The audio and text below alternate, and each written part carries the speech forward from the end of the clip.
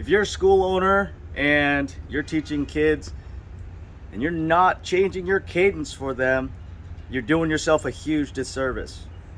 And what I mean by that is when I'm talking on here, I talk at a particular cadence. You talk like that to teenagers and adults, but kids naturally have a cadence that's faster.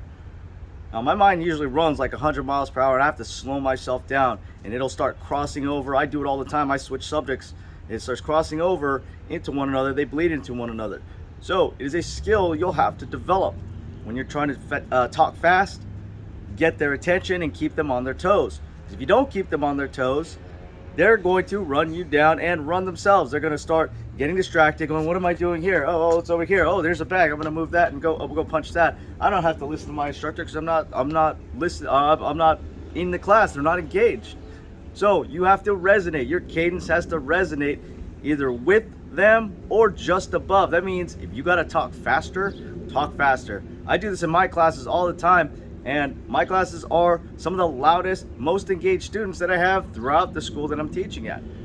Why? Because I'm not there sitting like, okay guys, make sure that we're doing it. We're sitting still and standing at a statue at attention, not moving. No, I'm fast talking. I'm like, I'm constantly moving and constantly making them move. I don't give them a chance to give comments. If they have questions, I'll have them ask that, but I'll cut them off if they're going too long. Get them to respond quickly. How's everybody doing today? We're doing great, fantastic. We're gonna be moving today. We're gonna be exercising on self-defense technique number 1. Self-defense technique 1, we're gonna do this, and you see that? I'm moving, and I'm also changing my inflection. That also helps as well. So don't just sit, hey guys, we're gonna be doing this today, and you don't do that word vomit like you're doing a single tone. That's gonna get them to laugh at you and probably not focus because they'll be too distracted on how you sound.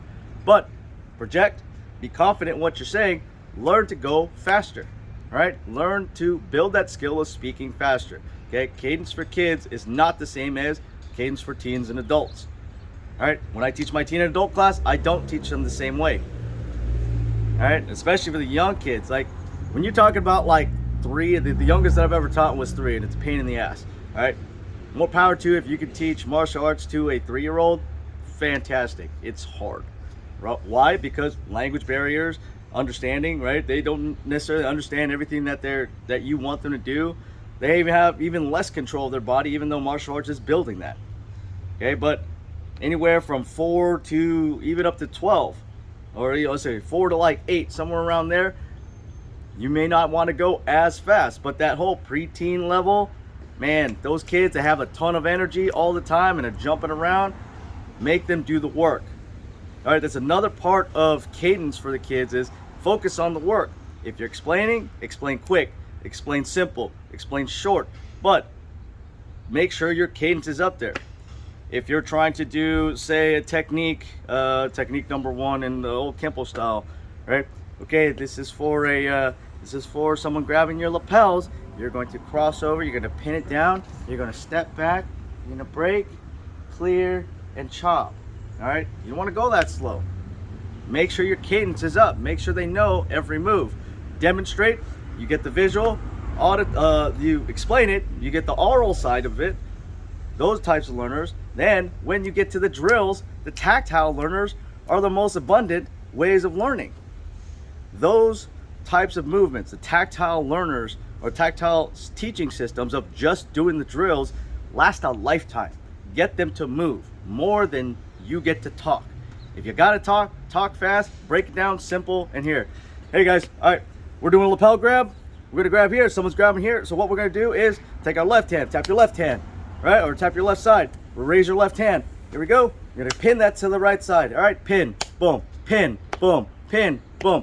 All right, we're gonna pin and step back. Tap your left leg, stepping back with the left leg. Pin, step back, pin, step back, pin, step back.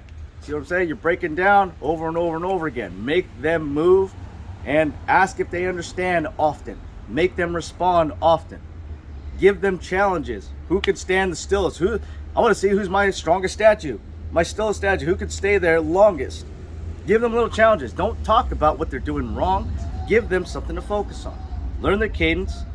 Learn how to describe things simpler and get on their level so they can become the best versions of themselves.